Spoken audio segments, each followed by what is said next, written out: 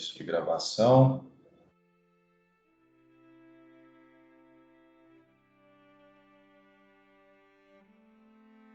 Ok. Você está gravando, avisando a todos que estão sendo gravados. Pessoal, olha só. Eu vou colocar a ideia da aula de hoje. Eu coloquei a tarefa 3 no Teams, a tarefa sobre estereogramas, eu coloquei ela hoje, e ela fala de pontos polares.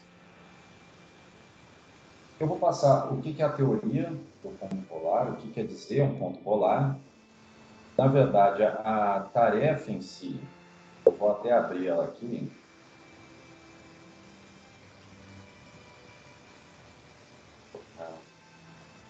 Compartilhar essa tela.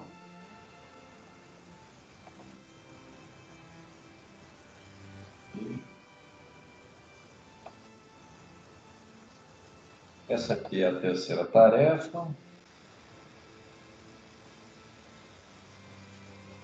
E aqui a gente vai inserir o conceito do que é ponto polar e ver também o que são esses diagramas aqui. Então, se for pegar a tarefa, essa questão aqui é sobre pontos polares e as outras já vai entrando assim em questões de lineação, que não tem a ver com ponto polar, é coisa que a gente já viu, é sobre plotar linhas.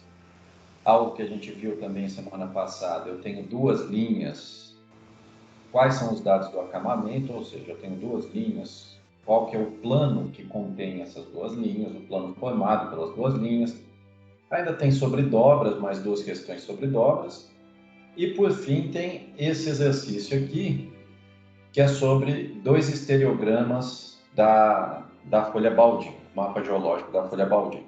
Então, hoje, eu vou começar passando para vocês exatamente sobre o primeiro exercício e depois vou falar sobre o último. Então, a primeira coisa é o que são pontos polares e por que a gente utiliza esse tipo de representação.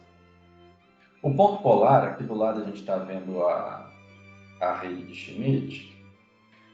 O ponto polar é o seguinte, quando a gente vai representar um plano, coloquei aqui uma caderneta de campo e estou representando um plano aqui que ele é praticamente com um azimuth norte-sul e um mergulho para leste. Então, esse plano aqui, se eu for pegar em notação Deep Direction, ele vai ser 90 barra alguma coisa, de acordo com essa inclinação, 90 barra 45, por exemplo. O ponto polar, ele vai ser a representação da linha que é exatamente ortogonal a esse plano. Então, o que eu ganho a partir do momento que eu represento com o ponto polar? Bem, vamos representar isso na própria rede. Então, digamos que eu tenho um plano qualquer que seja com mergulho para leste. Se ele é com mergulho para leste, chegando aqui no Deep Direction, ele é 90. Vou representar um plano qualquer aqui, vou chamar ele de SN, e esse meu SN vai ser 90/30. Esse 90/30 eu vou representar o plano e o ponto polar dele. Então, o 90 em Deep Direction, cheguei até aqui, o /30, 10, 20, 30. Traço aqui meu plano.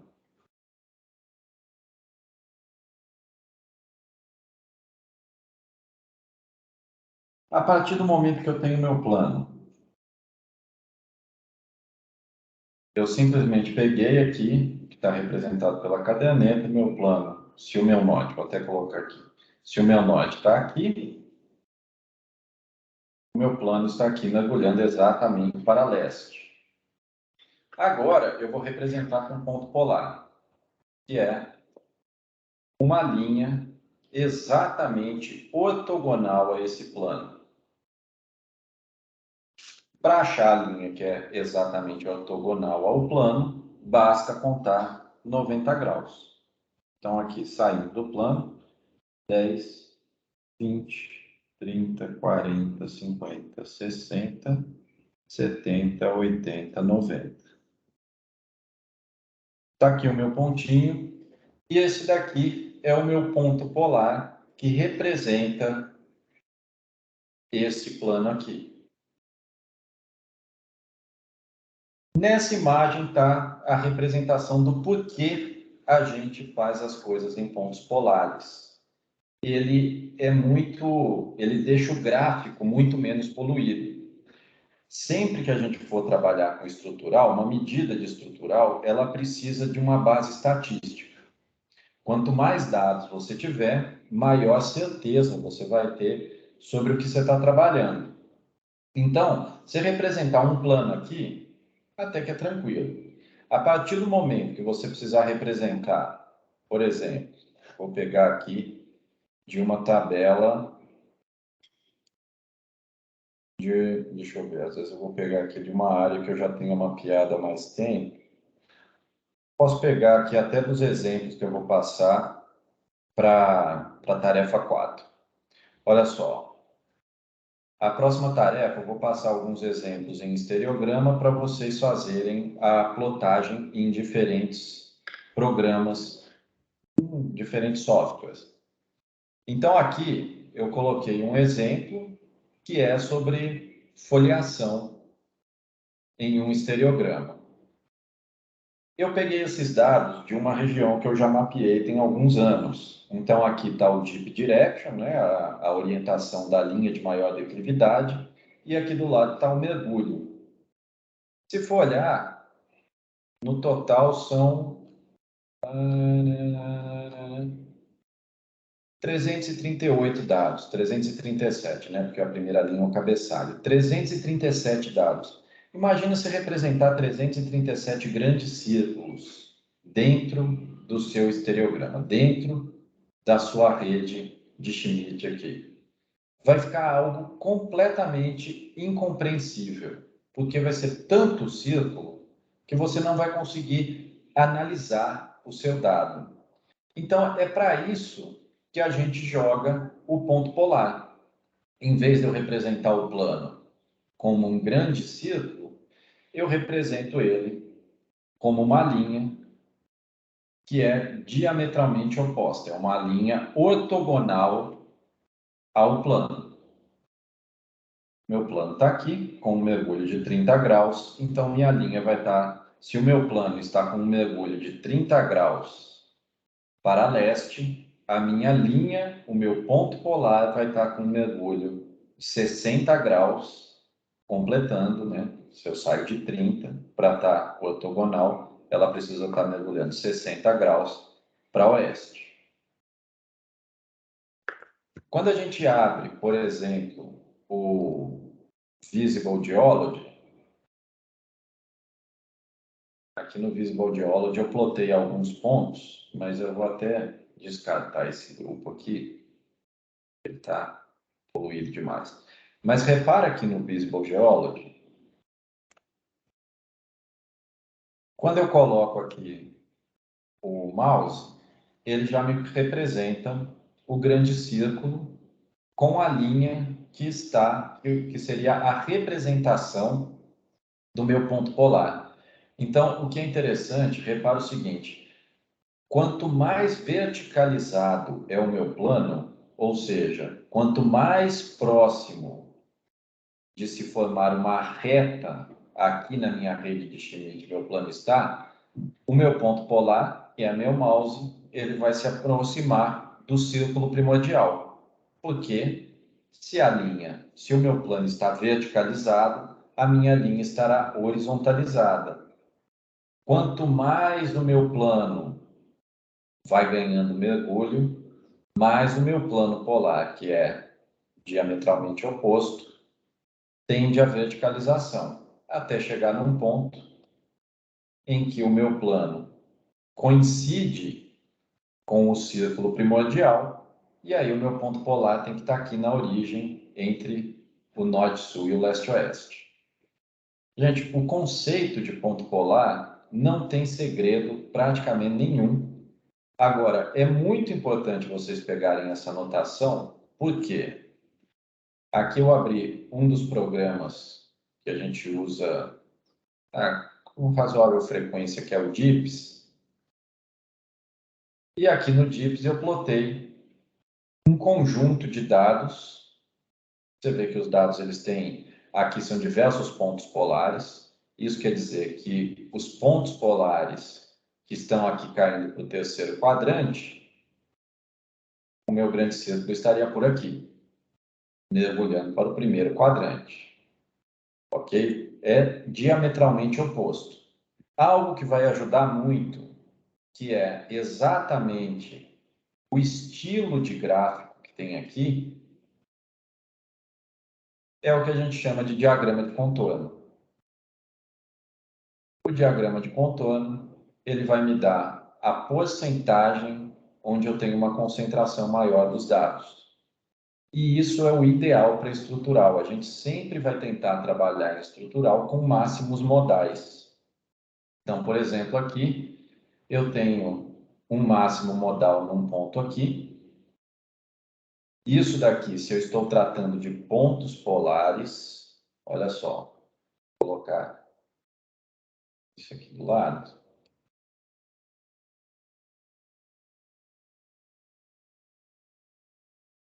Se eu estou tratando aqui com pontos polares, então penso o seguinte, vamos fazer pelo menos razoável esse ponto polar aí. É um ponto polar que está aqui mergulhando para o que seria, tem até aqui embaixo ele vai me dando onde eu estou na minha rede. Esse daqui é um dos máximos, repara que pela cor a parte azul é onde eu não tenho nada plotado, e aqui no meu diagrama de contornos, com um mergulho de 15 graus para 64, é onde eu tenho meu ponto polar, que seria meu máximo modal. O máximo modal é onde eu tenho assim, as minhas medidas, a tendência maior de repetição é em 64/15, com Deep Direction de 64 graus em relação ao norte e mergulho de 15. Plotando, isso daí é o meu ponto polar. Para ficar claro qual que seria esse plano, logo de cara, assim, se o meu ponto polar ele está aqui no primeiro quadrante, entre norte e leste, com um mergulho quase horizontalizado, com um mergulho de 15 graus, eu espero que o meu plano tenha um mergulho quase verticalizado e uma tendência de mergulho para o terceiro quadrante, entre oeste e sul. Isso é algo que vocês têm que sempre ter em mente quando for visualizar esses diagramas de Rosetta, esses diagramas de contorno. Ok?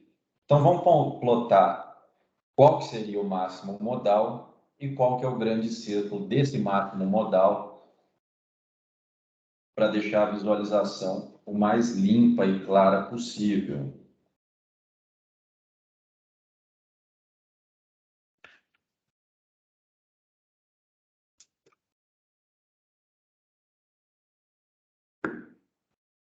Então, o máximo modal está aqui, em 64/15, 0, 10, 20, 30, 40, 50, 64. Está aqui o meu máximo modal. Para traçar uma linha com maior precisão e acurácia possível, eu sempre levo para os pequenos círculos, para os meus paralelos. Então, /15 vai estar aqui 10, 12, 14, 15. Está aqui. Então, esse aqui, eu representei aqui esse meu pontinho de máximo modal. Para traçar o grande círculo relativo a ele, referente a ele, eu olho o plano que está ortogonal a isso aqui. Então, aqui está 15, 5. 15, 25, 35, 45, 55, 65, 75, 85, 87, 89, 90. Eu simplesmente contei aqui os 90 graus.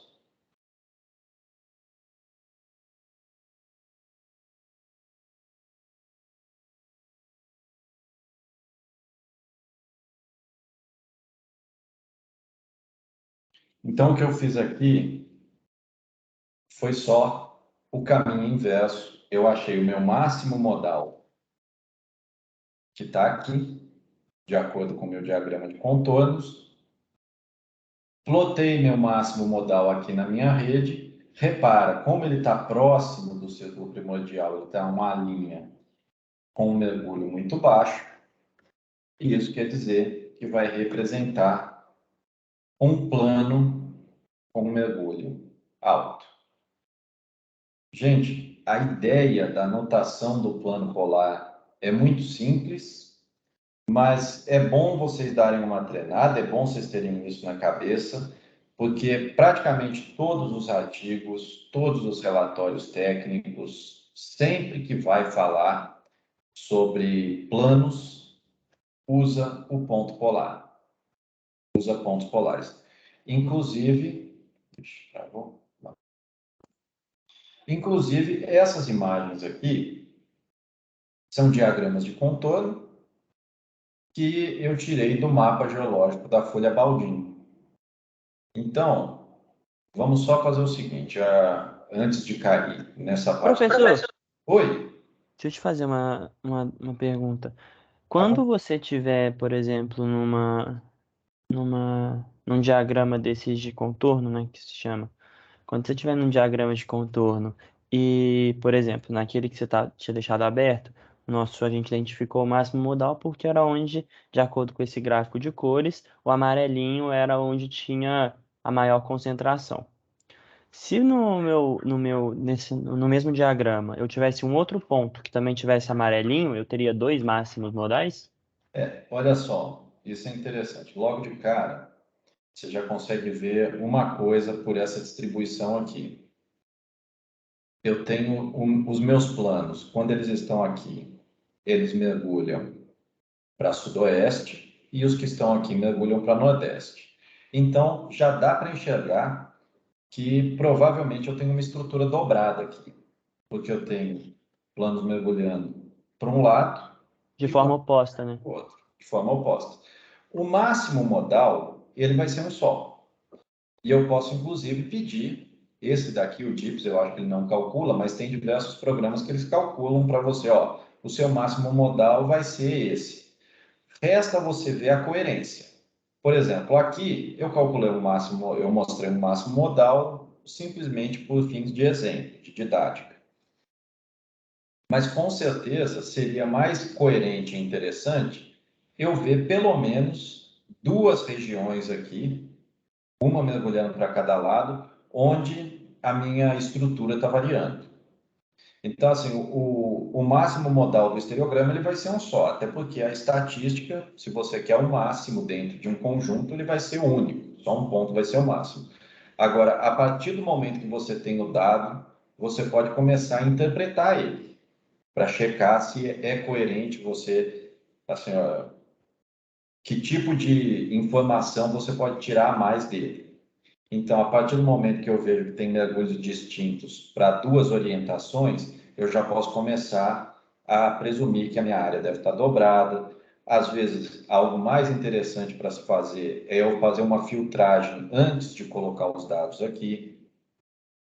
O máximo modal vai ser um só, mas a interpretação que você for fazer com os dados, você pode separar ele em dois diagramas ou até mesmo dentro do mesmo diagrama encontrar regiões onde tem uma concentração maior dos dados. Tudo isso, lógico, que pensando se vai ter coerência geológica ou não. Entendi. Valeu. Tranquilo. Então, Agora, o que eu vou abrir aqui é o arquivo Word. Olha só, vamos só colocar, fazer uns dois exemplos razoavelmente rápidos, só para não ter dúvida depois. Na verdade, caso vocês tenham alguma dúvida depois, quando for traçar os primeiros, aí pelo menos já tem algo gravado aqui. Além disso, gente, tem o Elton e o Gabriel, que ficaram à disposição também, caso precise, tá? Olha só, então a ideia aqui desse primeiro exercício é plotar esses planos aqui do exercício 10 com pontos polares. Então aqui, por exemplo, você tem esse 235/60. O 235, na notação Deep Direct, a gente sai 0, 90, 180, 190, 200, 210, 220, 230. Está aqui o meu 235. 235, posso levar para o leste ou para o oeste, só estou trazendo para o leste por questões de convenção mesmo. E ele é barra 60 graus. Então, 10, 20, 30, 40, 50, 60, 10, 40, 50, 60.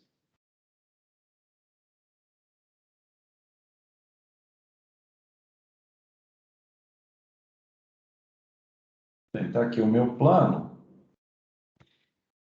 Eu acabei de traçar, vou colocar aqui que ele é o exemplo 1. Se eu volto com o norte para o norte, eu vejo que aqui está o meu plano 235/60. Para traçar o ponto polar dele, extremamente simples. Aqui eu posso levar diretamente para um lado ou para o outro, é só voltando para o grande círculo aqui, da região que eu tracei, e contar 90 graus. É absurdamente simples, é só para vocês treinarem e terem essa noção da notação. 10, 20, 30, 40, 50, 60, 70, 80, 90. Está aqui meu ponto polar. Por exemplo.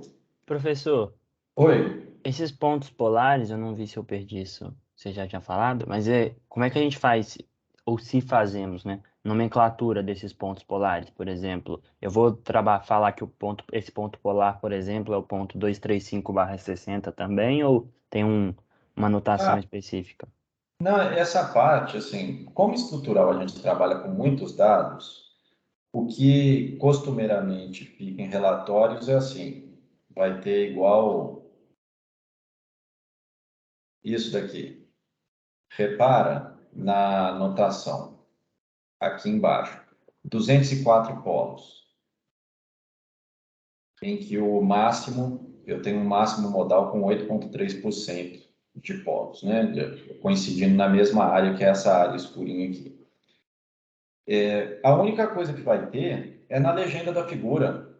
Vai falar, ó, a figura A, pontos polares de acamamento da unidade X, ou pontos polares dos planos de foliação que constituem que controlam a mineralização, alguma coisa assim. Como são muitos dados que a gente pega, não fica com essa notação, assim, tipo, ó, esse ponto.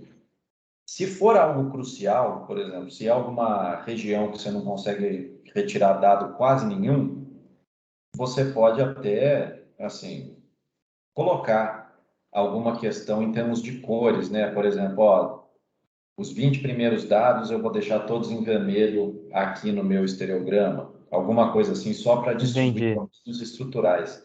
Mas não tem Até porque necessidade. depois que você fizer a identificação, né, com o próprio desenho, você já consegue atrelar isso a um plano que vai ter a própria nomenclatura. Exatamente. Entendi. Beleza. Aí, gente, só uma questão assim, na hora de fazer esse exercício, não precisa plotar o plano de novo para traçar o ponto polar. Por exemplo, esse segundo aqui, até colocar esse aqui, 33/89, que ele é praticamente verticalizado. Então, o plano 33/89 estaria aqui 10, 20, 30, 32, 33 está aqui.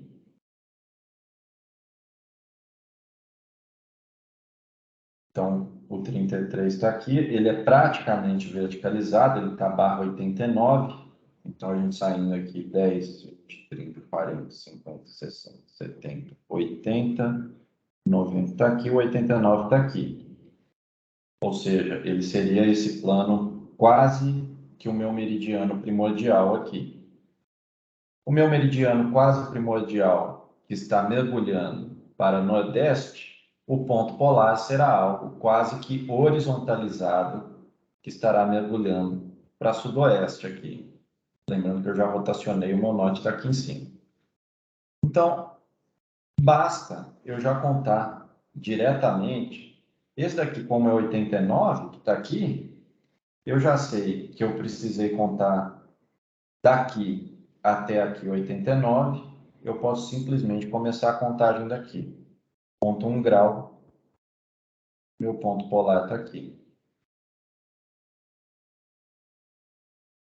Não precisa nem traçar o grande círculo. Para nenhum, na verdade, você precisa traçar o grande círculo. A partir do momento que você levou até o ponto onde você traçaria o grande círculo, basta contar 90 graus e já mata essa parte rapidinho. A ideia é mais para vocês deixarem fixo na cabeça essa parte assim, o que que o ponto polar está representando. Então, esse ponto polar aqui, ele vai me representar algo absurdamente verticalizado. Ele representa algo absurdamente verticalizado, porque o ponto polar em si está quase horizontal. Ele está quase no meu círculo primordial. É sempre para ter essa noção. Tranquilo? Então, esse exercício não vai ser nada de outro mundo para fazer, mas é bom mais para vocês terem essa prática, porque aí quando vocês pegarem, por exemplo, esse diagrama de contorno, você já vai bater o olho aqui e falar assim, ah, não, beleza, meu ponto polar está aqui, isso quer dizer que o meu máximo modal, ele vai estar aqui com um mergulho de médio a alto para sudoeste, esse máximo modal aqui. Se o meu máximo modal estivesse nesse ponto, eu já ia saber, por ele estar muito próximo aqui do círculo primordial, que o meu máximo modal, caso caísse aqui, ele estaria com um mergulho quase que verticalizado para nordeste. É só para vocês ficarem com essa noção de como a gente enxerga essas notações, porque tudo a gente faz em cima de estereograma.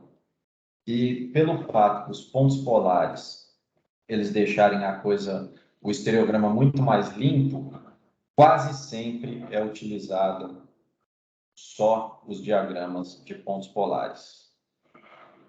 Vou até ver uma coisa aqui, pode ser interessante já para olhar uma vez.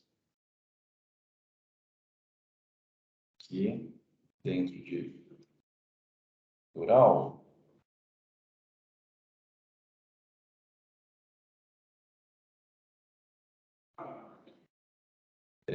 Nas aulas que a gente vai entrar depois para ver as teorias, a parte teórica da matéria, né, assim, como forma uma zona de cisalhamento, como formam dobras e coisas nesse sentido, eu sempre busco colocar alguns artigos ou até mesmo alguma parte de alguns relatórios técnicos para vocês terem uma noção de como que isso é aplicado diretamente no cotidiano. Estou só buscando aqui. Tá? Aqui tem um exemplo, por exemplo, é bom, né? Um exemplo, quando for entrar na parte de dobras, como que tudo é representado aqui pelos pontos polares. Você vê que a partir do momento que os pontos polares eles fazem esse formato de guirlanda, isso quer dizer eu tenho planos mergulhando para um lado e para o outro. Aqui do lado está a representação simplificada em grandes círculos. Tá? É só para vocês terem uma ideia, uma noção geral dessas métricas. Sempre que a gente for mexer com o artigo, vai ter, basicamente, a parte em pontos polares. Eu acho que foi um de falhas que eu coloquei, que tem um pouco mais de exemplos puxando diretamente do artigo. Tem esse aqui é esse é um dos exemplos, que é na região aqui. Isso é leste de Minas, perto da divisa com o Rio Espírito Santo. Daqui é o Pico da Bandeira, região de Caparaó. E aí, isso é um perfil geológico que foi feito. Isso aqui a gente vai chegando, tem um Pico da Bandeira nessa região aqui, é uma imagem de Google Earth, e está dobrado. O Caparaó é uma grande dobra, esse a gente chama de anticlinal, e aqui dá para enxergar os dois flancos. Você repara que o flanco oeste, os pontos polares estão muito próximos aqui do círculo primordial. E repara que o flanco oeste aqui do Caparaó, ele está quase verticalizado. O flanco leste, ele já tem uma distribuição indo um pouco mais aqui para o centro, e repara como ele vai suavizando o mergulho dele. Então, aqui é só para vocês terem uma noção que é muito utilizado para tudo de estrutural, os estereogramas, e sempre que a gente vai tratar de muito dado de plano, seja foliação, falha, zona de cisalhamento, sempre usa pontos polares. Por isso que é interessante vocês terem bem na cabeça como funciona essa notação. Tendo essa notação na cabeça, uma coisa que é interessante, vamos ver aqui essa questão. Eu já quero dar pelo menos iniciar ela. Essa aula é razoavelmente curta. A ideia aqui é vocês entenderem esse diagrama de pontos polares e verem como isso se reflete, por exemplo, num mapa geológico. Então, os histerogramas abaixo foram confeccionados com dados estruturais de acamamento da folha Baldin. O mapa está disponível para download aqui.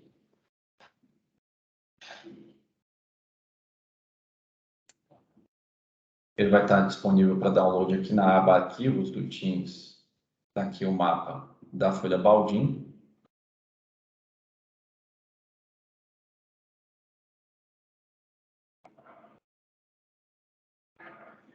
Então, ele representa dois domínios estruturais distintos. O que é um domínio estrutural? É uma região onde as rochas vão se comportar de uma maneira razoavelmente uniforme, porque elas receberam o mesmo esforço, a mesma deformação.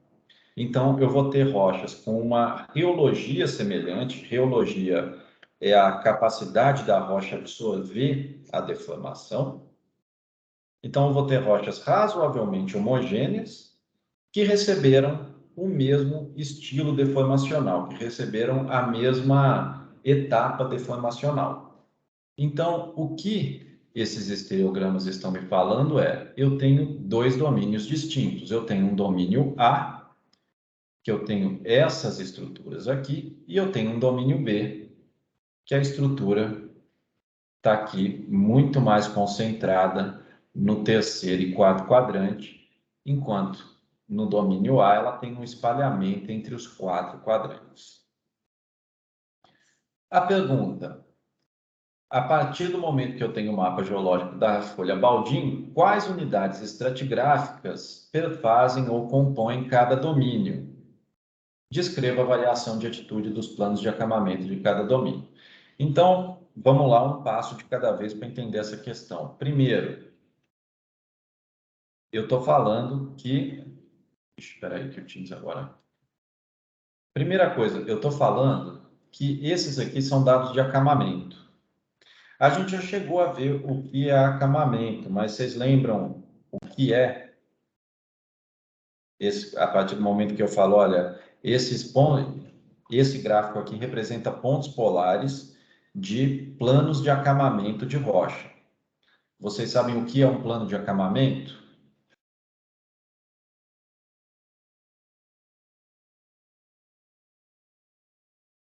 Sim, não, talvez. Foi aquele que você mostrou pra gente no Google, professor, que eu acho que eu até confundi com bandamento no Isso, momento.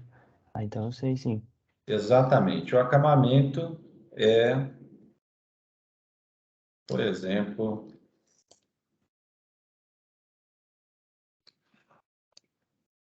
isso aqui. A gente tem diversas fotos de acamamento sedimentar.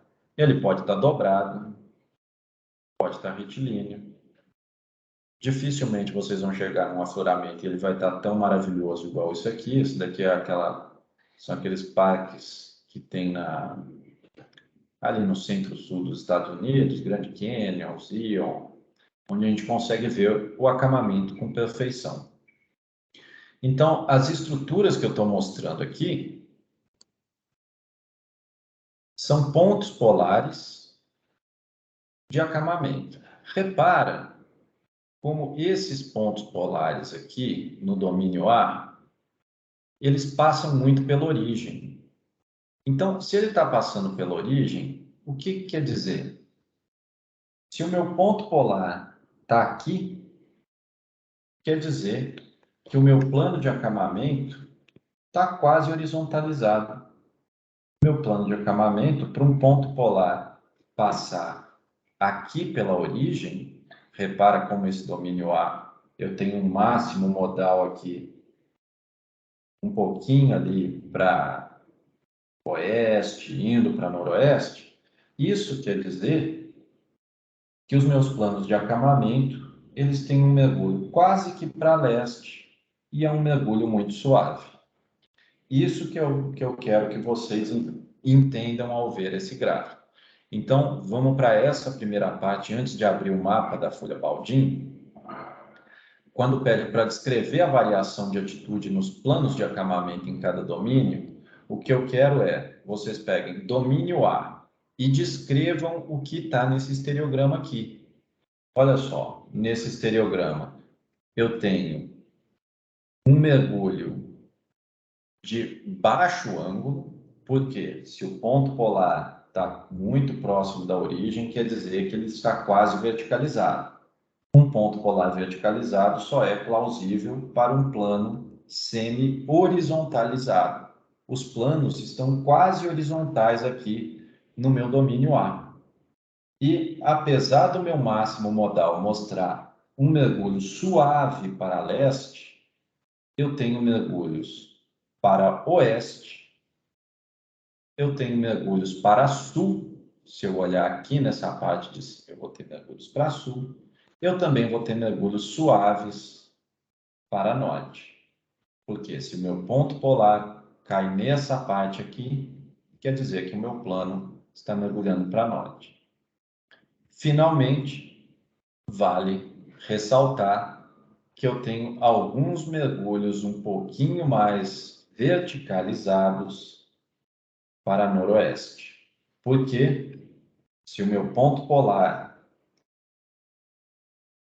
está aqui para sudeste, ou seja, para sudoeste, perdão, se o meu ponto polar está aqui, para encontrar algo que esteja exatamente ortogonal, eu preciso de estar com um mergulho um pouquinho maior no rumo de nordeste, ok? Então, gente, essa segunda parte aqui do exercício, descreva a variação da altitude dos planos de acamamento, é vocês conseguirem enxergar esse gráfico.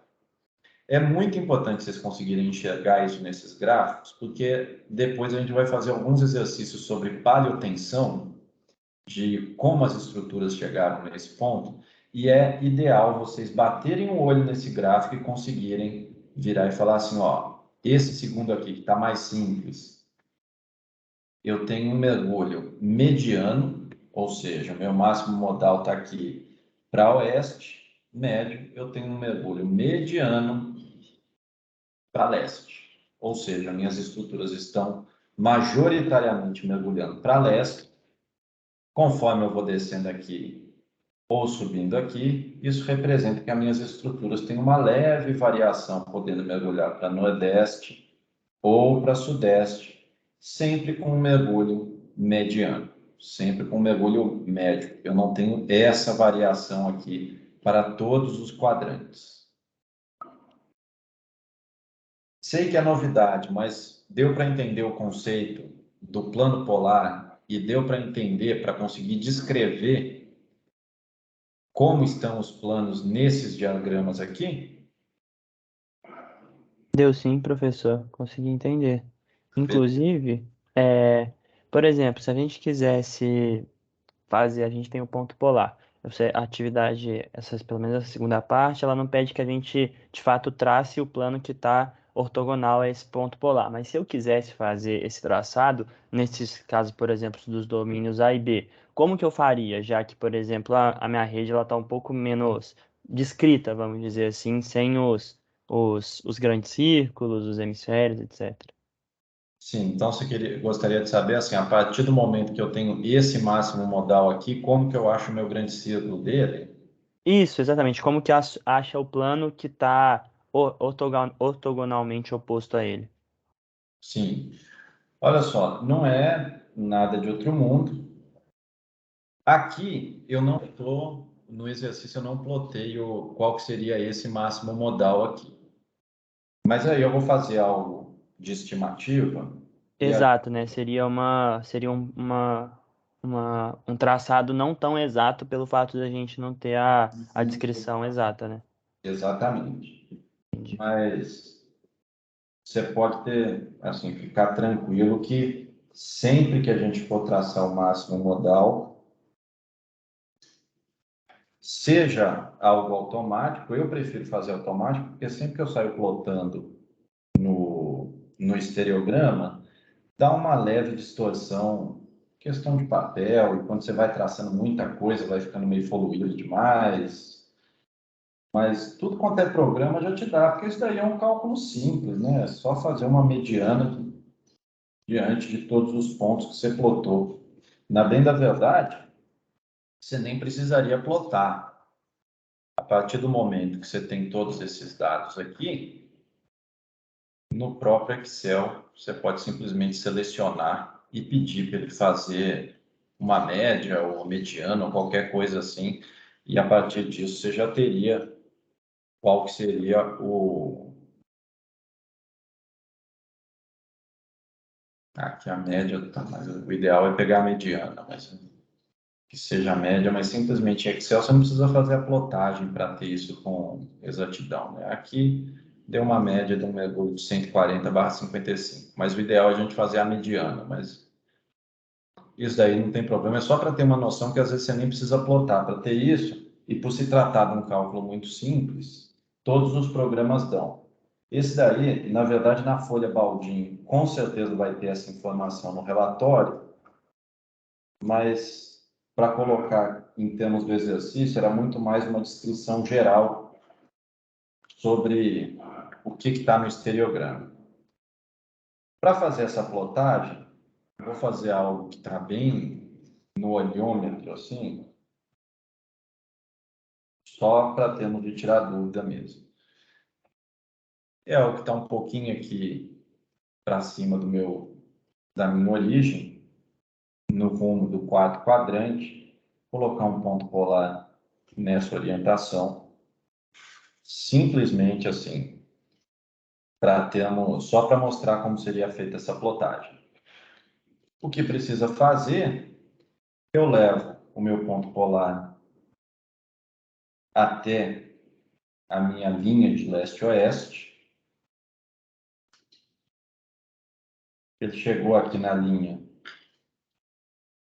direta do leste-oeste, que é onde eu vou usar para traçar o meu plano, que vai ser ortogonal a esse ponto, e conto os 60, e os 90 graus.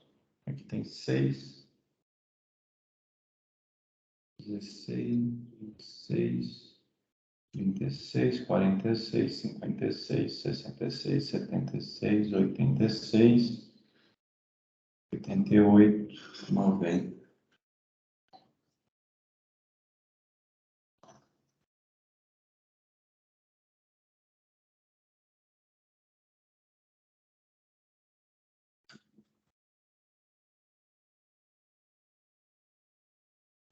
Tá aqui. Tá. Voltando com o norte para o norte, repara que por se tratar de um ponto polar, que ele está muito próximo de algo mais verticalizado, o meu plano, a tendência desse plano é ser um grande círculo de algo mais horizontal.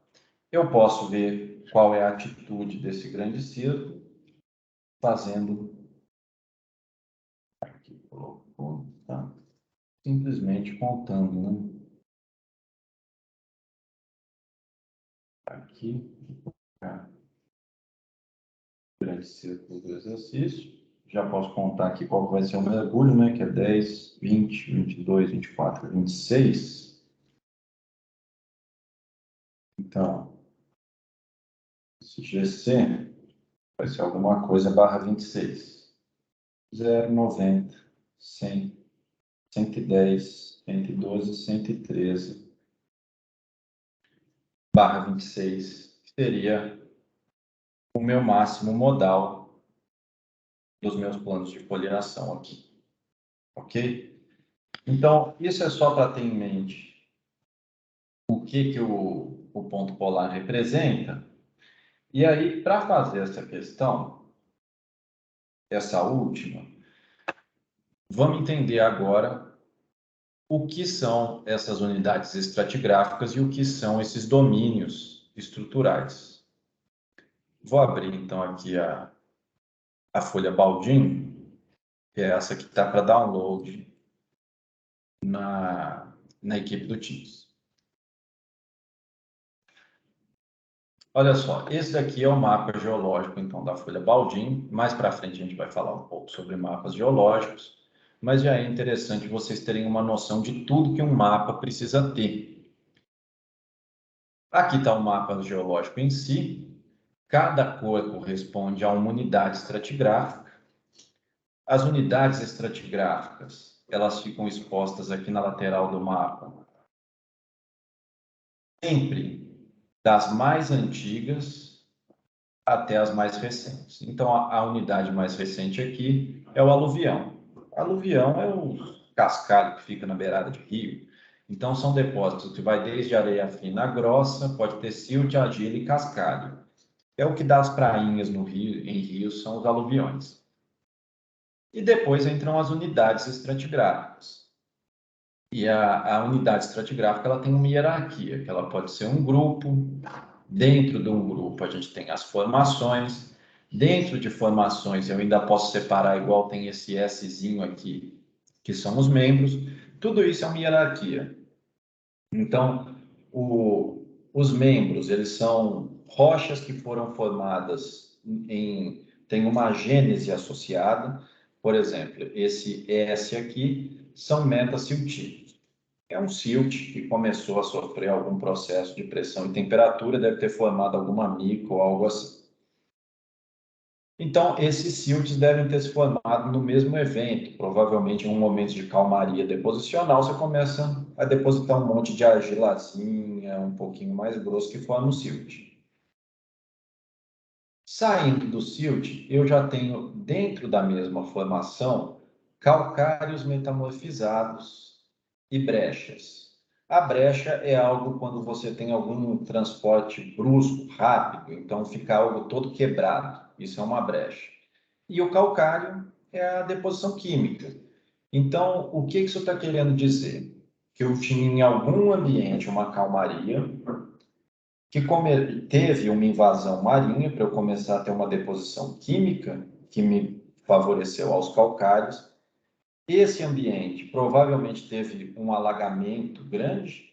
A partir do momento que eu tenho esse alagamento maior, eu propicio a ter mais argila em suspensão para depositar, formando os meus silts. E provavelmente eu tive alguma quebra tectônica para gerar essas brechas, alguma quebra qualquer que gerou esse tipo de material. Quando eu falo o meu membro metaciltito, eu estou juntando todos os metaciltitos e estou dando a mesma gênese para eles. Quando eu coloco que o calcário e a brecha estão na mesma formação, eu estou fazendo uma conexão genética entre todas essas rochas. Quando eu falo que elas são do grupo Bambuí, em um cenário regional, essas rochas têm alguma ligação em termos de ambiente deposicional.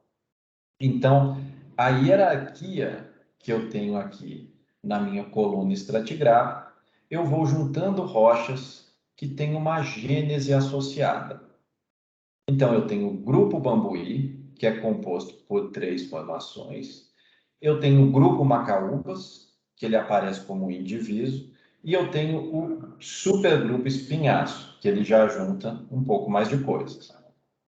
Quando eu vou olhar no mapa, eu tenho o grupo Bambuí nessas cores azuis e até um quase esbranquiçado, um azul clarinho. O grupo Macaúbas nesses tons mais amarronzados e o Espinhaço nesses tons amarelados. Então, tirando o zoom, eu tenho aqui o que seria meu grupo Bambuí e eu tenho desse lado aqui, ó, descendo aqui o que seria o meu grupo Macaúbas e logo aqui do lado o que seria o grupo Espinhaço, o supergrupo Espinhaço.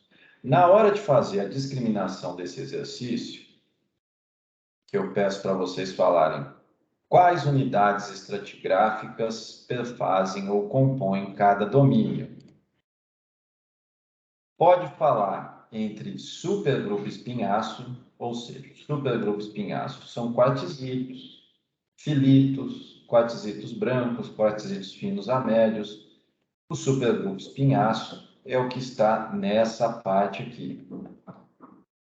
Grupo Macaúba são quartzitos bandados, é o que está nesse limite aqui.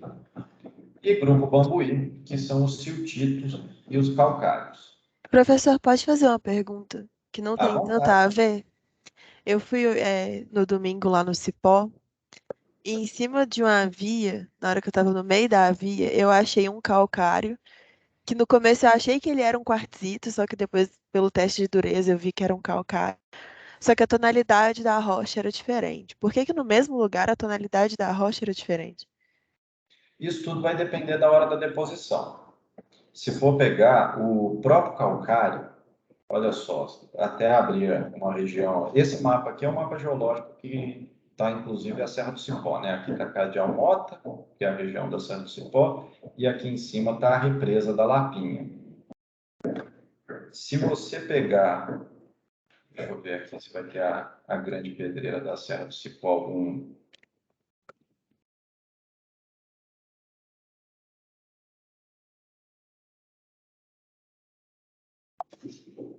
no próprio paredão da grande pedreira da Serra do Cipó, pior que as fotos são todas longe. O máximo que vai ter isso aqui é. Repara só, dentro do próprio paredão da Serra do Cipó, tá vendo que tem essas linhas? Esse paredão é de calcário. Essas linhas são o acamamento desse calcário. Isso quer dizer que conforme foi tendo a deposição numa calmaria danada, dependendo do tipo de elemento que estivesse aqui, se eu tivesse um pouquinho mais de matéria orgânica, ou tivesse um pouquinho de magnésio, um pouquinho de sílica dando bobeira, ele vai depositando e vai dando coloração distinta. Isso é uma coisa que já vai variando de cara, assim, a composição é algo que já leva muito gritante, assim, para a diferenciação da cor. Além disso, durante a deposição, se eu tenho um ambiente anóxico e, devido a alguma mudança climática, ele passa a ser um pouco mais oxidante, eu também vou alterar minha coloração. E, por fim, a gente ainda pode ter as alterações de coloração relacionadas diretamente ao intemperismo. Isso quer dizer, se em algum ponto, por exemplo, eu não conheço as vias de lá, mas imagina que você pode ter uma via que saia Eu de te uma... mandei uma foto aí, professor. Não sei se você quer ver, se não quer, mas já mandei. Beleza, ótimo. Está carregando ainda. Ah, essa via é toda em calcário mesmo. Você Dá repara, pra ver até as estriazinhas, né? Nossa, que via linda, viu, professor? mas, nossa, esse lugar é fantástico. E tem uma coisa que é bem interessante, que serve para você até distinguir o que seria um calcário de um quartzito, essas caneluras, que é esse tipo de estrutura aqui, ó. Isso é o esculpimento de água em uma rocha calcária. É a mesma ideia do que vai formar, por exemplo, uma caverna. Elas são muito mais visíveis em rochas carbonáticas porque elas são muito mais solúveis em água. Então, sempre que você vê essas caneluras e principalmente essas terminações um pouco quase facoidal, você pode ir muito mais com uma rocha calcária. É lógico que isso eu estou falando levando em consideração que a gente está num clima tropical. Porque se você jogar um quartzito, por exemplo, ali nos Alpes, onde você tem basicamente inverno coberto de gelo e você não vai ter quase temperismo tropical nenhum, você pode fazer esse tipo de canelura em qualquer rocha. Se você for para um deserto Saara ou qualquer um desses, onde você não tem temperismo tropical, é muito mais fácil você fazer essa canelura em qualquer rocha, porque vai ter mais tempo.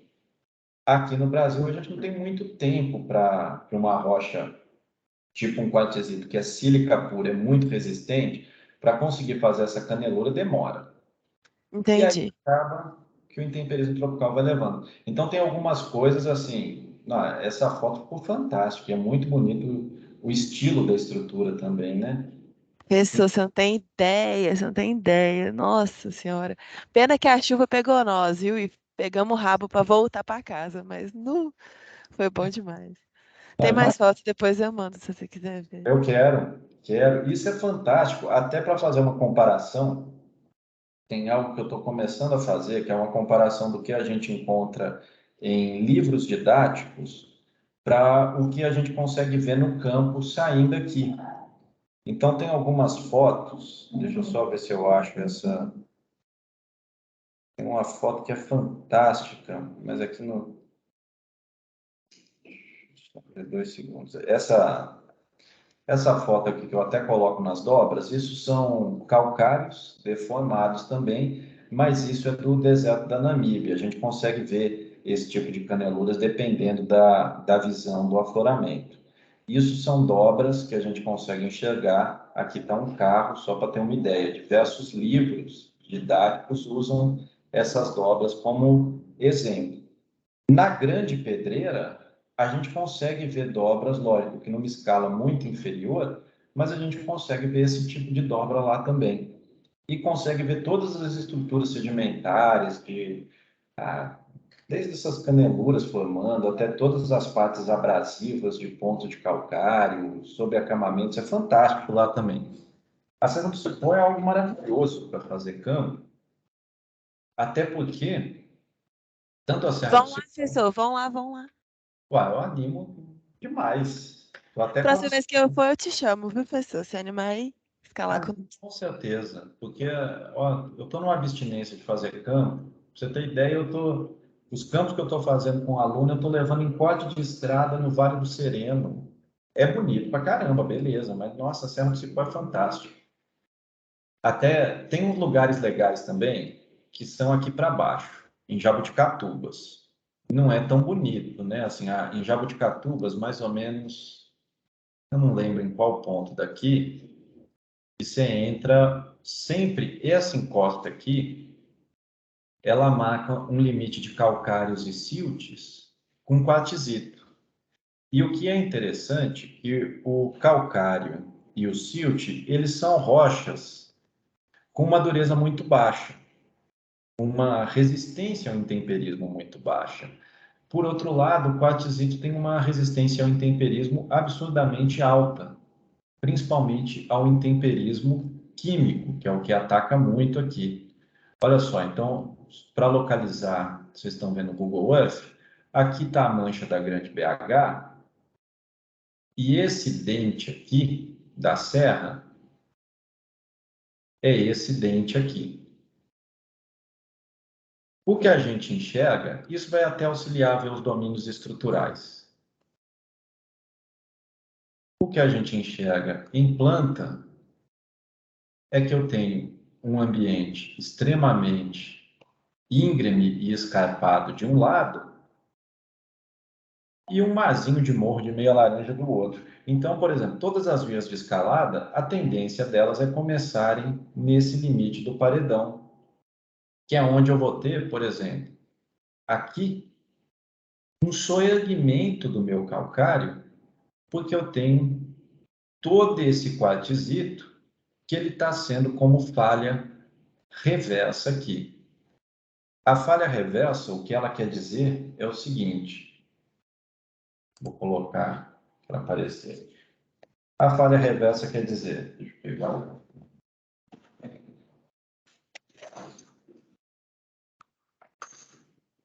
que eu estava aqui com o meu calcáriozinho parado e veio o meu quartzito que estava embaixo e ele foi jogado para cima aqui. Isso quer dizer que eu vou dobrar muito meu calcário e vou gerar, em alguns pontos até, com a compressão, eu posso gerar pequenos soerguimentos do meu calcário. Isso é o que acontece, por exemplo,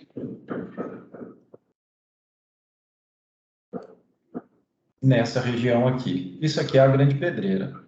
Eu tenho um morro de cascalho, de calcário, perdão, todo dobrado aqui, e logo do lado eu vou seguindo a serra. Isso daí está representado no mapa exatamente aqui. Eu tenho uma pedreira inativa, um morro de cascalho, de calcário, perdão, de novo, de calcário todo dobrado, e aqui vem a minha frente de empurrão. A gente vai ter uma aula só sobre falhas para explicar toda a lógica da frente de empurrão. Repara, aqui está passando uma linha que é o B, B'. Isso quer dizer que os autores do mapa acharam essa região didática e fizeram um corte nesse mapa que é representado pelo perfil geológico B, B'. Saí do B, fui para o B'. A de empurrão é exatamente isso daqui. Eu tenho camadas que estavam abaixo dessa camada azulzinha que é de calcário e foram jogadas para cima. Isso acaba gerando uma série de dobras e soerguimentos que às vezes a gente ainda consegue ver no relevo, como é o caso da Grande Pedreira. Então, olha só, a partir do momento que a gente viu, então, aqui no Google Earth, que eu tenho a minha folha baldinha, então, ela está aproximadamente pegando essa área. Eu tenho as rochas do grupo Bambuí, que formam esse mar de morros. E eu tenho as rochas do supergrupo Macaú, do supergrupo Espinhaço e do grupo Macaúbas, que formam essa serra. E quando a gente vai tirando o zoom, a gente consegue ver com uma clareza enorme a orientação dessa serra, como é uma orientação de azimuth quase norte-sul. O azimuth, se a gente for olhar, perdão. O azimuth, se a gente for pegar, ele não é norte-sul, porque ele tem um enviesamento aqui, indo um pouquinho para noroeste. Repara na direção do lápis aqui, a direção da serra aqui. Então, nós temos esse azimuth com um mergulho que é quase para leste, e do outro lado, a gente tem algo um pouco mais homogêneo. Vamos enxergar agora aqui no mapa o que a gente estava vendo então. Professor, então basicamente quando a gente está falando sobre as unidades estratigráficas e também quando você estava mostrando o mapa não, né? A rede de Schmidt daquele exercício, a gente teria que imaginar mesmo, por exemplo, se o ponto polar tá para sudoeste, quer dizer que o plano e o que a gente está a unidade que a gente está querendo buscar, ela estaria para Nordeste, aí seria essa parte do grupo do espinhaço. Então a gente teria que traduzir aquela rede de Schmidt para esse mapa mesmo da folha Baldin, né? Perfeito. Entendeu? Exatamente. Então, o que vai fazer é, por exemplo, isso daqui. A gente já descreveu essa variação. Nós temos mergulhos quase horizontalizados para todas as direções. Quando eu vou olhar aqui, por exemplo, eu vou pegar um ponto aqui que tem um pouco mais medidas para conseguir ficar mais didático. Vou procurar aqui na folha Baldin. Aqui está até parecendo ter um pouquinho mais de medidas. Repara só. Aqui eu estou dentro do meu grupo Bambuí. Eu tenho calcários e pelitos e eu tenho diversas medidas de acamamento. O que essa medida aqui está querendo me dizer? Eu tenho, deixa eu colocar,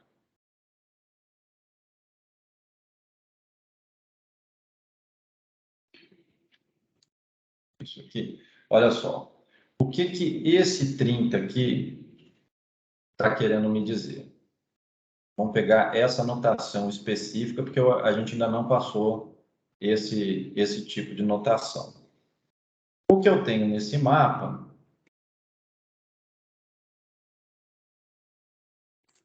destacado.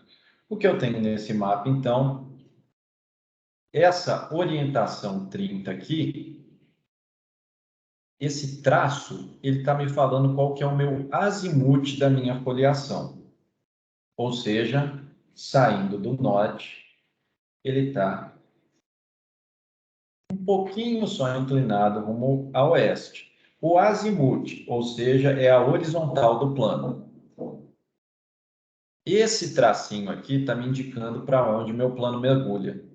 Isso quer dizer que ele mergulha para leste e um pouquinho para nordeste.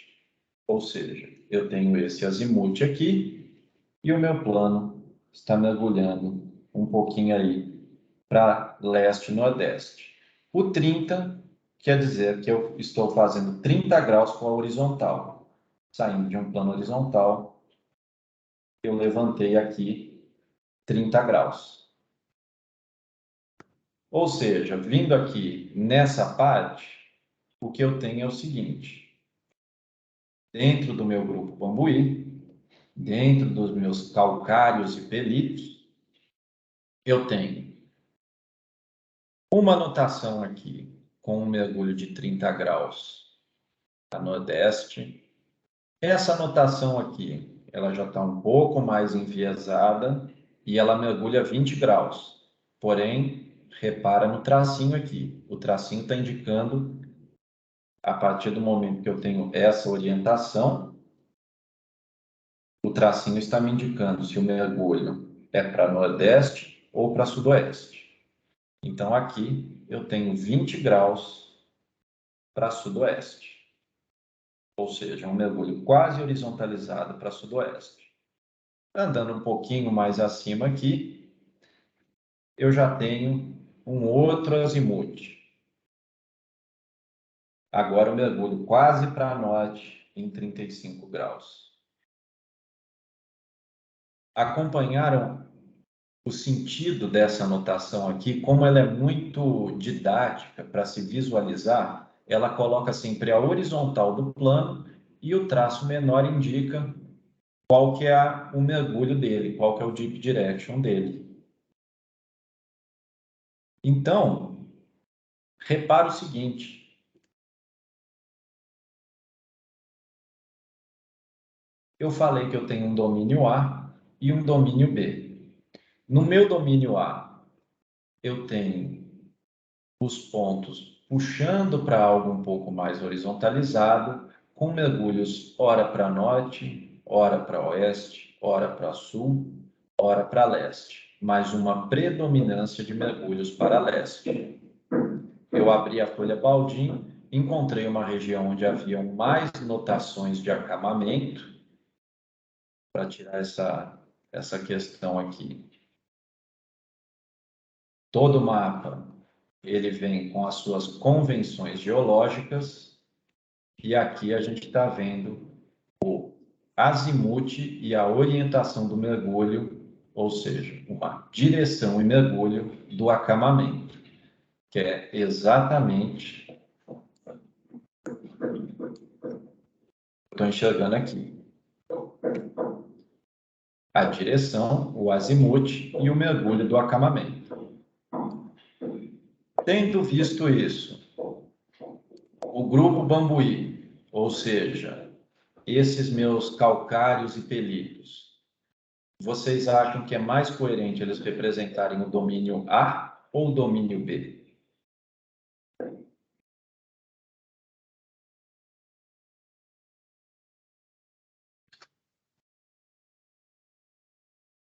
Gente, pode ficar à vontade até para chutar, é 50% de chance. Ô, professor, pensando no que você está mostrando, tipo, eu acho que eu apoiei aqui nesses últimos minutos, mas, assim, olhando o domínio A e o domínio B, eu acho que faz um pouco mais de sentido a gente estar falando do domínio A, pensando ainda no próprio ponto modal, porque se a gente invertesse, a gente jogaria isso provavelmente para bem horizontalizado aqui em Sudeste, é mais ou menos onde você está no mapa, eu acho. Perfeito. Olha só, por que que esse estereograma representa? Por que que o grupo Bambuí está sendo representado aqui? Repara que eu tenho mergulho para norte, eu tenho mergulho para oeste, eu tenho mergulho para leste, eu tenho mergulho, mais um mergulho para leste, mergulho para noroeste. Se eu vim aqui no diagrama B, meus pontos polares, eles estão falando que os meus mergulhos estão majoritariamente para leste, porque os pontos polares estão aqui, podendo variar entre sudeste e nordeste, devido aos pontos polares. Mas não tem nenhum ponto polar aqui me indicando, por exemplo, um mergulho para sudoeste. Aqui eu tenho representando mergulho para sudoeste. Eu não tenho pontos polares indicando mergulhos para noroeste. Aqui eu tenho indicando mergulho para noroeste. Então, o grupo Bambuí, ele está muito bem representado aqui no estereograma A.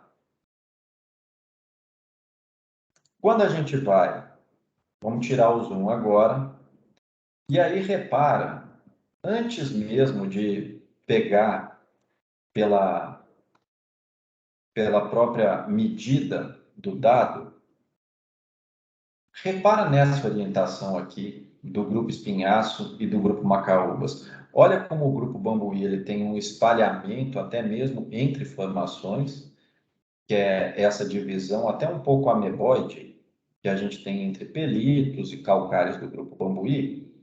E repara que quando chega aqui, está tudo tectonizado, está tudo seguindo uma orientação principal. E olha como essa orientação principal ela fica compatível com esses pontos polares aqui.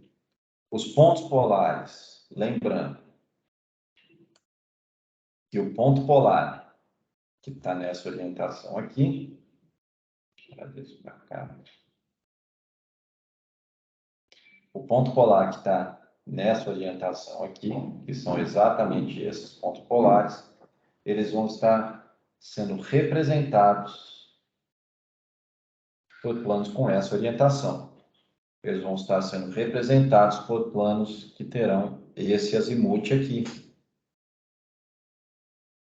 Quando a gente olha no mapa, é exatamente o azimuth da serra. Quando a gente olha em imagens de satélite, é exatamente a orientação da minha Serra do Espinhaço aqui. Se eu der um zoom na região da serra e baixar, eu consigo ver, inclusive, a orientação do acamamento aqui. Aqui está a Lagoa da Lapinha. Eu consigo enxergar a orientação. Olha, aqui dá para ver até com mais perfeição. a orientação do meu acamamento mergulhando aqui. Isso quer dizer que essa representação aqui, tudo indica que estará entre o supergrupo espinhaço, que são as cores amareladas, que tem a mesma tendência, e o grupo macaúbas. Esses nomes todos estão aqui, tá, gente, na legenda. Pode só usar bambuí, macaúbas e espinhaço. Não precisa detalhar por esse resto, não. Então, essa orientação que eu consigo enxergar no meu estereograma, que eu consigo enxergar na minha imagem de satélite,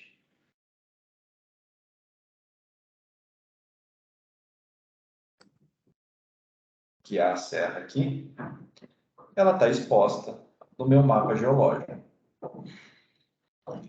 Dando um zoom no meu mapa,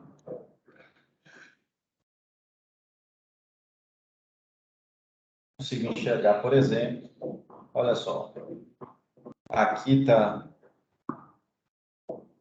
a minha medida de acamamento, que está absurdamente semelhante com esse azimuth aqui, com um mergulho de 30 graus para leste e nordeste.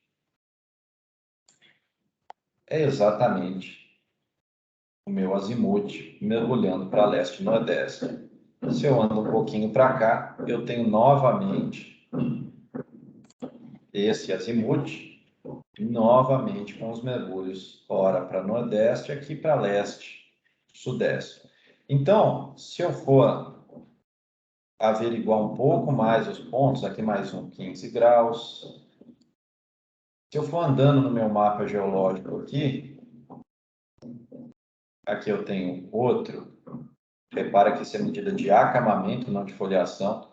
Aqui eu tenho outro ponto com 30 graus, outro ponto com 55 graus, outro com 45. Então, tanto o meu supergrupo espinhaço quanto o meu grupo macaúbas, eu consigo enxergar esse domínio estrutural aqui. Ok? Então, a ideia é, quais unidades vão compor cada domínio, eu consigo enxergar por uma mera visualização do meu mapa geológico, eu já vou conseguir enxergar que o meu grupo macaúbas e o meu grupo espinhaço, eles têm exatamente a mesma orientação do meu domínio B, enquanto o meu grupo bambuí, os próprios contatos internos do grupo bambuí, essa forma ameboide já me indica uma variação geral de estruturação, já me indica que ele não tem um controle tão rígido estrutural, como a gente vê aqui na região, quando a gente entra na Serra do Espinhaço. Isso é uma região fantástica, absurdamente didática. A gente consegue enxergar não só essas falhas reversas, a falha de empurrão é algo que ocorre, deixa eu ver se está tem algo aqui só para mostrar o que seria essa falha de empurrão meio que logo de cara. Esses dentinhos aqui, eles indicam, esses pequenos triângulos, eles indicam que tem um tectonismo. E esse tectonismo, ele é visto de uma forma fantástica nas falhas de empurrão. Deixa eu ver estou querendo pegar só um videozinho para mostrar que é coisa rápida.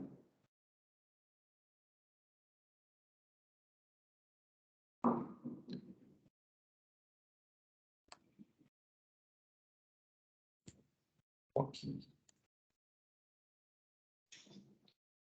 É isso aqui. O que a gente tem numa falha de empurrão, repara que aqui eu estou comprimindo essa área nessa área. O que a gente chama de falha de empurrão, repara que aqui essas camadas que começaram quase horizontalizadas, elas vão começando a ter uma deformação, elas vão começando a se dobrar, até que chega um momento onde eu vou praticamente romper o que já estava antes horizontalizado e em contato. Oh, meu Deus do céu, desculpa.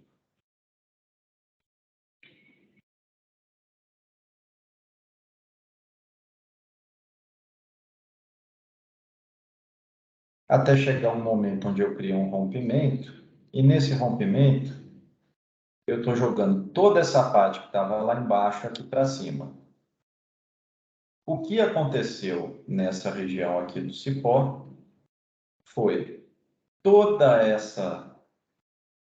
essas unidades estratigráficas que são mais antigas e estavam embaixo vão sendo jogadas para cima desses calcários. E aí a gente vê os planos de falha nessa região. Isso é fantástico, a gente vai ter esse videozinho que eu mostrei agora, só um trecho, é um pedaço de uma aula mais para frente, é só para vocês já irem adaptando como essas coisas se formaram. Durante essas aulas mais adiante, eu também vou mostrar todas essas notações, todas essas convenções geológicas aqui, né? Se for ver, eu tenho aqui direção e mergulho de acamamento, mas eu ainda tenho acamamento invertido, foliação, foliação vilonítica, lineação mineral, tem mais uma série de coisas que a gente consegue enxergar aqui. A ideia é que vocês...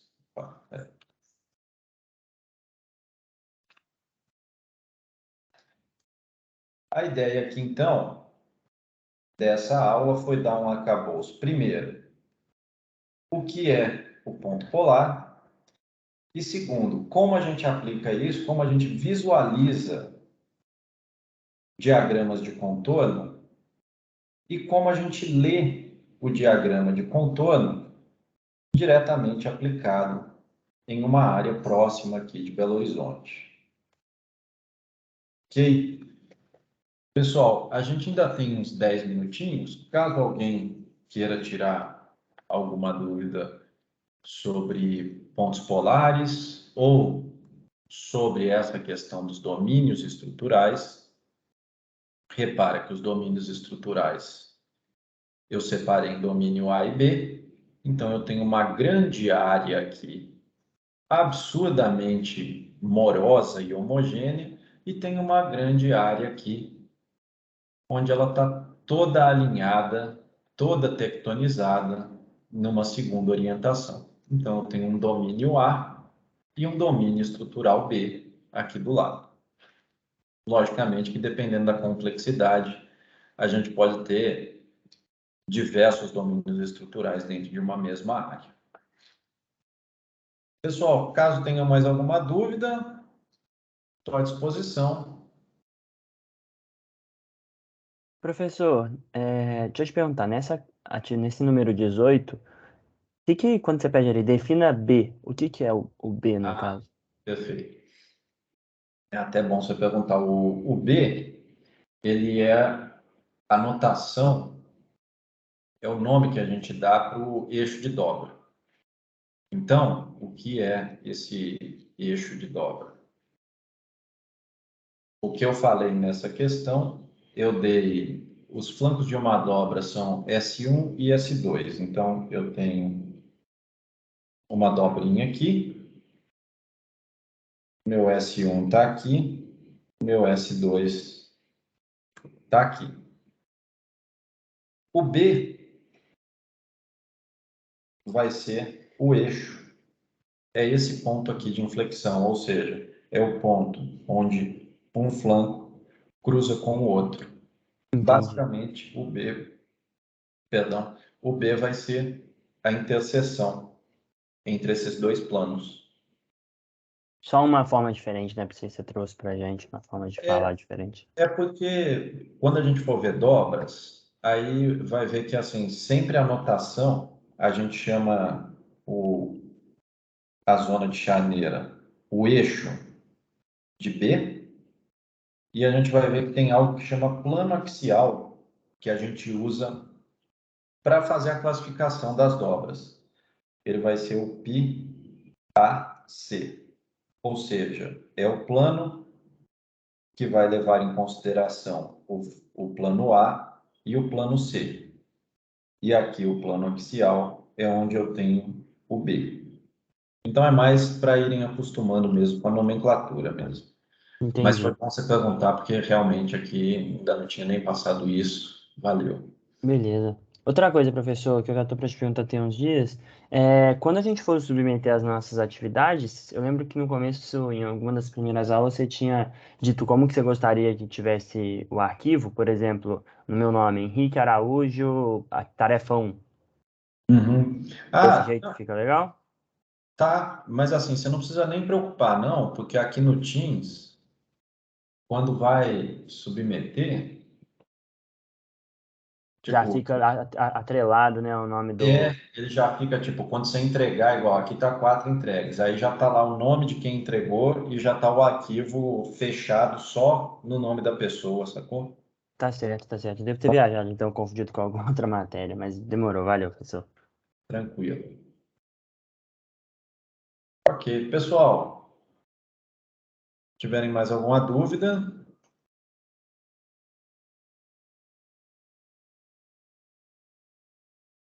ó, agora que eu tô vendo, Débora, as imagens que você enviou,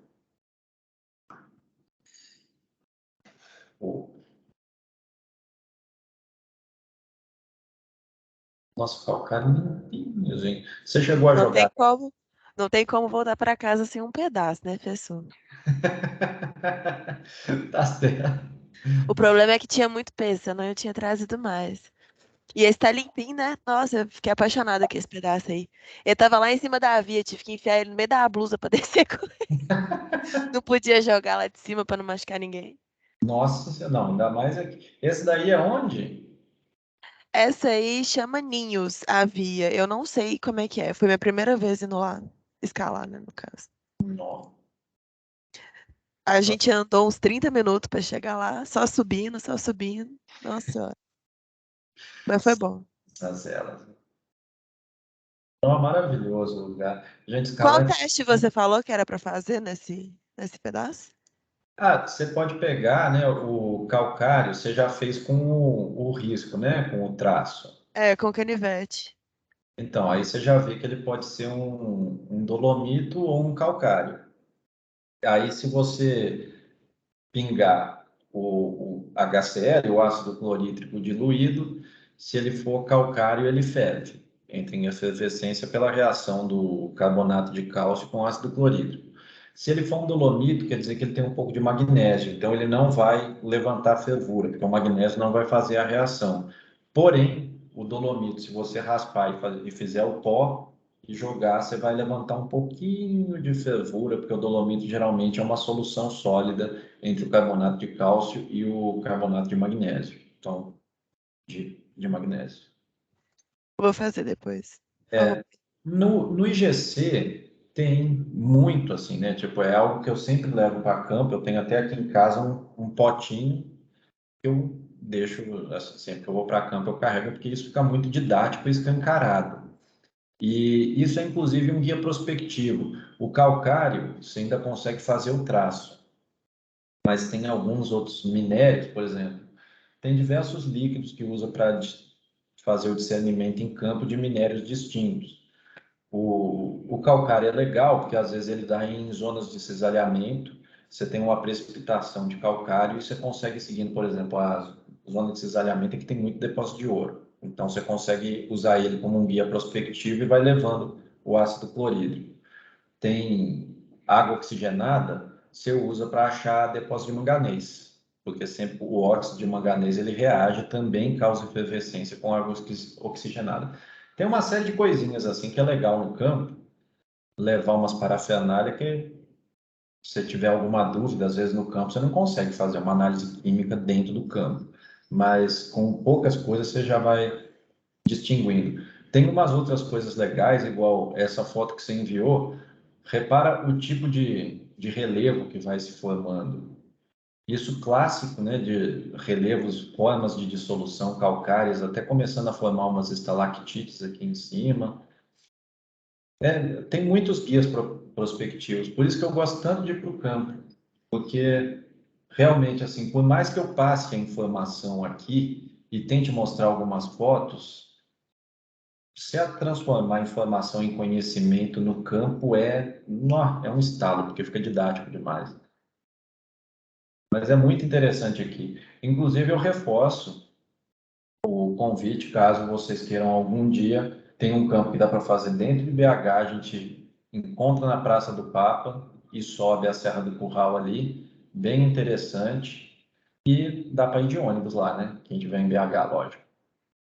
É marcando tranquilo para ir. Podemos até usar algum dia da aula mesmo, se for o caso.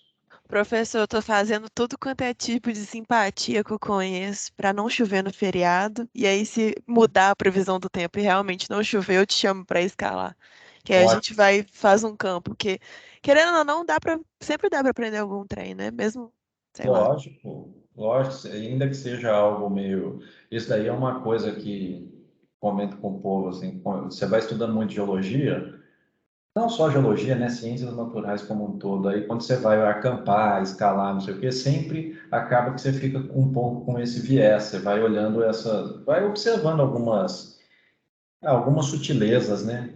É lógico que vai mais para divertimento e tal, mas sempre dá para ver alguma coisa a mais. É, assim, o pessoal que vai escalar comigo é uma amiga minha que ela já quis fazer geologia, mas aí ela desistiu. E o namorado dela é geólogo, não, pera, geógrafo.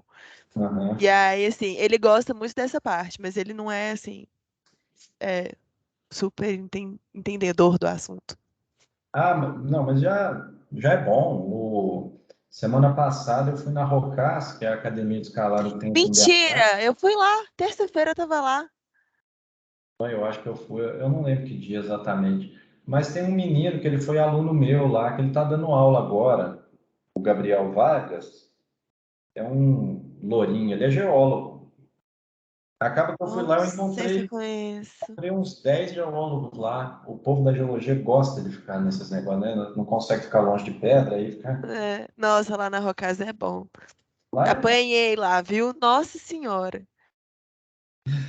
Lá é muito bom, mas assim, bate a vontade de escalar mesmo, viu? Que é bom demais. Nossa, Eu tô pra ir na Summit, que é mais perto pra mim, não sei se você conhece. Fica ali no Jaraguá. Acho que sim. eu vou tentar ir lá hoje, mas eu tô meio mal, porque eu tomei chuva. Não sei se minha voz tá dando pra perceber, mas. Ah, não dá não, professor. Já quero ir de novo. Tô aqui morrendo e quero ir lá. Não dá não. É assim, acaba que vai viciando, muito bom. Pessoal, bem, acabou agora o tempo da aula. Qualquer coisa, na quinta-feira a gente está aqui de novo. E, bem, se precisar de qualquer coisa, tem o e-mail, tem o chat aqui. Inclusive, assim, para tirar qualquer dúvida, o Gabriel. Aqui no geral, o Gabriel já colocou, Gabriel Tosi, ele já colocou aqui qual que é a disponibilidade dele, pode entrar em contato tranquilo, e eu vou pedir para o Elton disponibilizar também, tá bom, gente? Agradeço a presença de todo mundo e quinta-feira a gente encontra. Obrigada, professor. Até quinta. Até quinta, valeu.